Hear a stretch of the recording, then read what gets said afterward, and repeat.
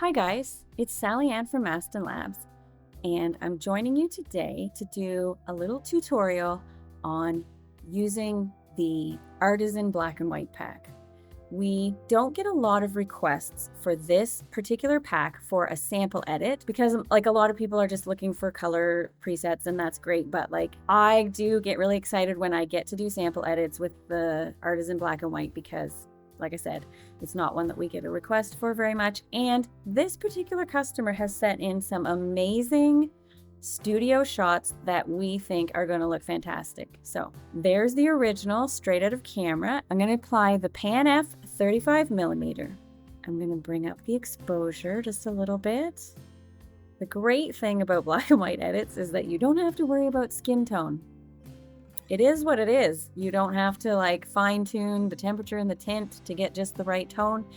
You can focus more on the texture and the shadows and the lighting in a little bit different way than you would with a color photo. There we go. That's the Pan F preset. And I'm going to go to I've made copies of this particular image, and I'm going to go to the next one.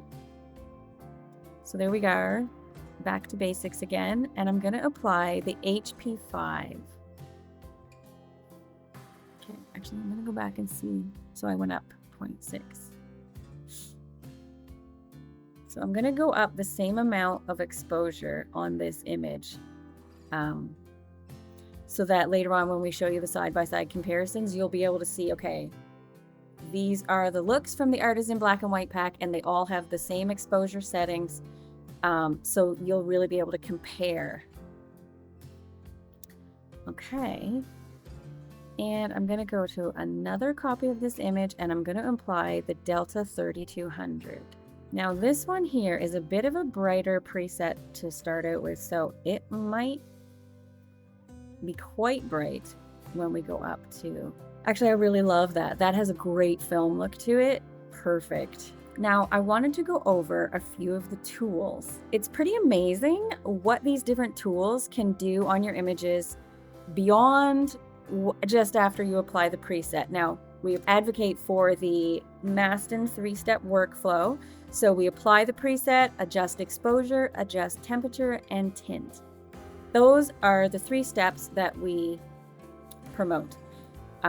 Beyond that, there are so many adjustments that you can make using our tools.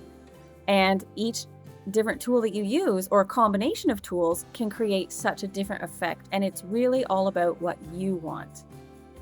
So if I hover over the all hard tone profile, you'll see this one actually on this particular image is not bringing a huge difference.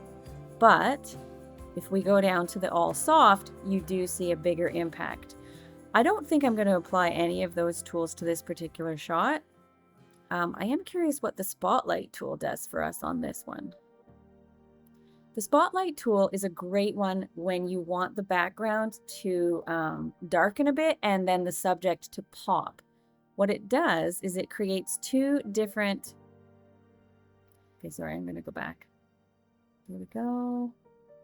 You know what? In this case, I think it looks way better as is with just the preset. And I don't know if that's the difference of studio lighting or because they're so close, the subject is so close to the background. There's a variety of things that could be affecting the effectiveness of that particular tool. So with that being said, I think that we are going to, I think that's it for the Artisan black and white edits.